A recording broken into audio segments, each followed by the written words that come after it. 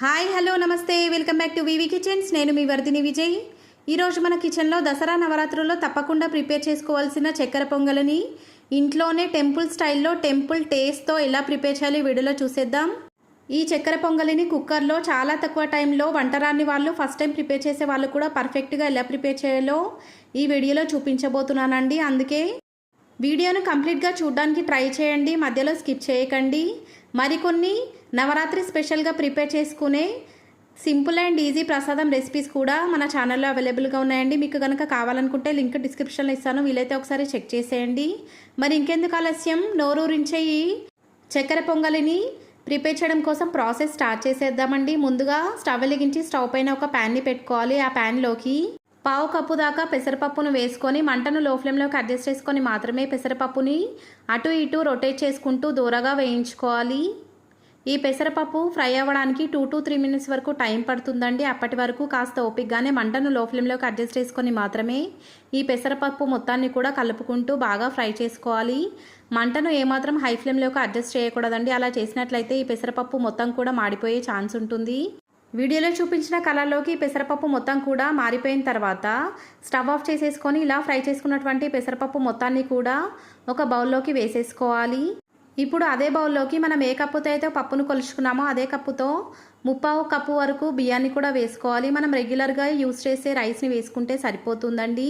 ఇప్పుడు ఈ బౌల్లోకి మంచినీళ్ళని వేసుకొని 2 నుంచి 3 సార్లు బాగా వాటర్తో వాష్ చేసుకున్న తర్వాత వాటర్ మొత్తాన్ని కూడా డ్రైన్ చేసేసుకోవాలి.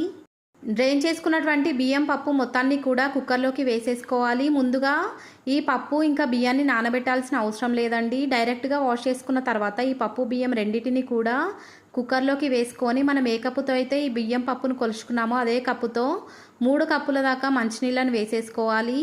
వాటర్ మొత్తాన్ని కూడా వేసేసుకున్న తర్వాత చిటికెడు ఉప్పును కూడా వేసుకొని ఈ కుక్కర్ పైన మూత పెట్టి మంటను హై ఫ్లేమ్లోకి అడ్జస్ట్ చేసుకొని 3 విజిల్స్ వచ్చేంత వరకు కూడా ఈ పప్పు బియ్యం మొత్తాన్ని కూడా బాగా ఉడికించుకోవాలి.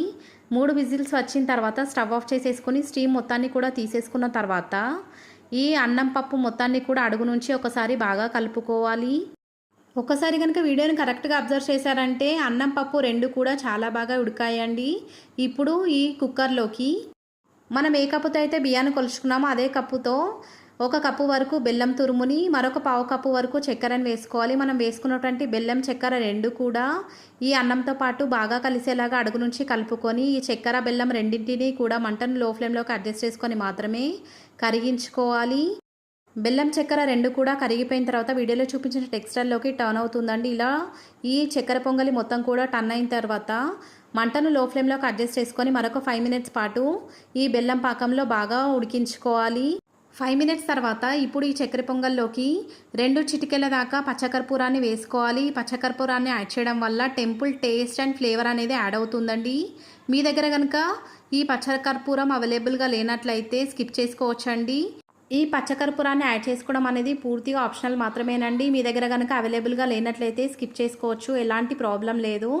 పచ్చకర్పూరాన్ని యాడ్ చేసుకున్న తర్వాత మరొక 2 నుంచి 3 నిమిషాల పాటు ఈ చక్కెర పొంగల్ని ఉడికించాల్సి ఉంటుంది. ఈలోగా మనం ఈ చక్కెర పొంగల్లోకి వేసుకోవడం కోసం డ్రై ఫ్రూట్స్ని ఫ్రై చేసుకుందామండి. స్టవ్ వెలిగించి స్టవ్ పైన ఒక ప్యాన్ని పెట్టి ఆ ప్యాన్ వేడైన తర్వాత దాంట్లోకి 2 టేబుల్ స్పూన్ల దాకా నెయ్యిని వేసి కరిగించుకున్న తర్వాత మీకు కావాల్సినన్ని కాజులను, కిస్మిస్లను కూడా వేసుకొని వాటిని గోల్డెన్ షేడ్లోకి వచ్చేంత వరకు కూడా కలుపుకుంటూ ఫ్రై చేసుకోవాలి. మీకు కావాల్సిన ఏ డ్రై ఫ్రూట్స్ని అయినా కూడా యాడ్ చేసుకోవచ్చండి. కావాలంటే కొంచెం పచ్చి కొబ్బరిని కూడా కట్ చేసుకొని ఈ చక్కెర పొంగల్లోకి వేసుకోవచ్చు.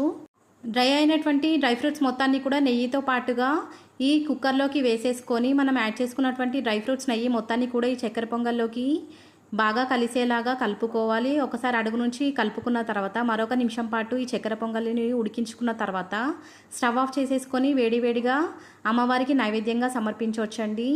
అమ్మవారికే కాదండి, మీ ఇంట్లో ఏదైనా స్పెషల్ అకేషన్ ఉన్నప్పుడు లేదా ఏదైనా ఫెస్టివల్ టైంలో కూడా ఈ చక్కెర పొంగలిని ఇంట్లోనే ప్రిపేర్ చేసుకోవచ్చండి. ఒక్కసారి కనుక మీరు ఈ చక్కెర పొంగలిని ప్రిపేర్ చేశారంటే ఇంట్లో వాళ్ళందరూ కూడా ఏ స్పెషల్ అకేషన్ ఉన్నప్పుడైనా లేదా ఫెస్టివల్ టైంలో అయినా కూడా ఇదే ప్రసాదాన్ని ప్రిపేర్ చేయించుకొని మరీ తింటారండి. అంత రుచిగా ఈ చక్కెర పొంగలి టేస్ట్ అనేది ఉంటుంది. ఈ రెసిపీ కనుక మీకు నచ్చినట్లయితే లైక్ చేయండి, మీ ఫ్రెండ్స్ అండ్ రిలేటివ్స్తో షేర్ చేయండి. ఇలాంటి simple and easy taste authentic recipes కోసం మన వివి కిచెన్స్ ఛానల్ని సబ్స్క్రైబ్ చేయడం మాత్రం మర్చిపోకండి. Thanks for watching.